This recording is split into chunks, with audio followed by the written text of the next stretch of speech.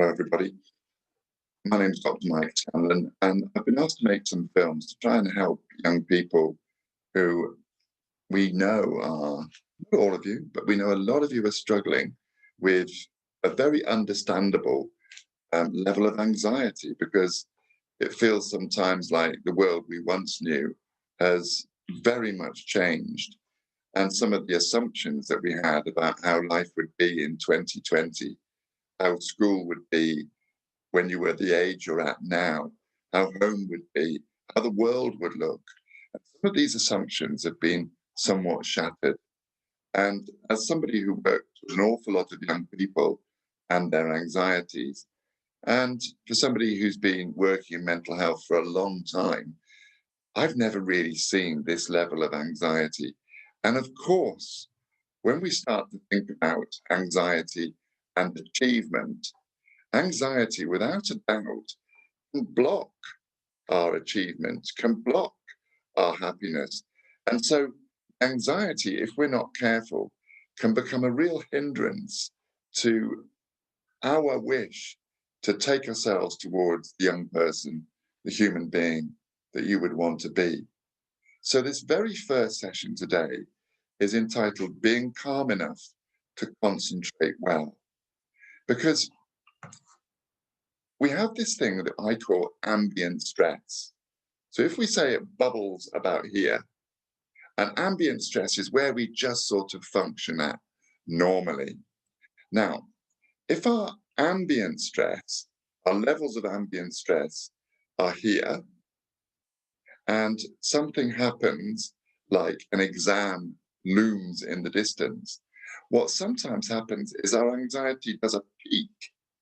Can you see the peak goes off camera and then eventually comes back down again?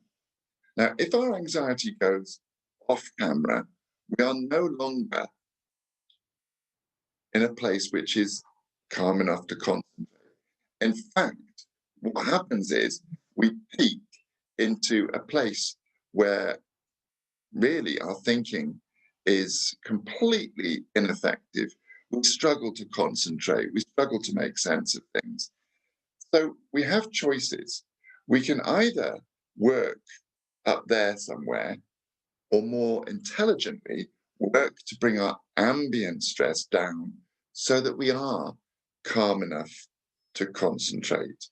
Because if we go through that threshold of coping, that's when we go on my little diagram here, off the scale of the camera and you can't see anymore. If we're up here somewhere, we can't concentrate. So my guess is, if we can bring our ambient stress down a bit, we will still have the same peak of anxiety. But look at the difference now. It doesn't peak through that threshold. So we need to bring everything down a bit, not situationally in the middle of an exam, although that can work, not just for a week before we have something stressful happening, but learning to bring down our levels of ambient stress so that we can find real, useful calm. So, the reason we're doing this is because if we do peek through that threshold for coping there, it's usually because our brain, our survival machine, and if you look at that diagram there, see on the diagram, it talks about the amygdala. It's largely an amygdalic response. Your amygdala is your fear center. And your fear center does not want you calm because it's very simple, really. When we were living hunter-gatherers thousands and thousands of years ago, we came round the corner and a predator was coming towards us. Our amygdala does not want us to be calm. It wants our noticer part of our brain, the DNA diagram there. It wants the noticer to be switched so on that we notice the threat. The advisor in our brain, thinking part of our brain, doesn't think with anything other than single word commands, run. And we run. And that is the way that the brain works in survival. And unfortunately, many young people at the moment, it feels like a time of survival. It isn't. Many young people. It feels like it. And a lot of our brain activity switches from being the normal stuff about learning, about meeting, about having fun, connecting with our friends, engaging in social activities, romance, all that sort of stuff. And our thinking switches, if we're not careful, into this survival mode. The moment we get into that survival mode, we can sometimes get a bit stuck there. So our ambient stress level comes right up. And if our ambient stress level comes right up, it only needs a little thing to happen in our lives, a test even, something small, and bing, we've gone through that threshold for coping. So we do need to work. We need to learn to become the boss of our noticer, to become in charge of the advisor part of our brain where our thoughts come from. And we need to start stepping into that discoverer space to try and do something different, to try and do something different. So if we are going to bring our ambient stress down, our noticer part of our brain needs to be switched on to notice that, goodness me, he or she is actually quite calm. And the bodily tell that informs the amygdala that we're scared, we're worried, that we're in a panic place is our breath, honestly.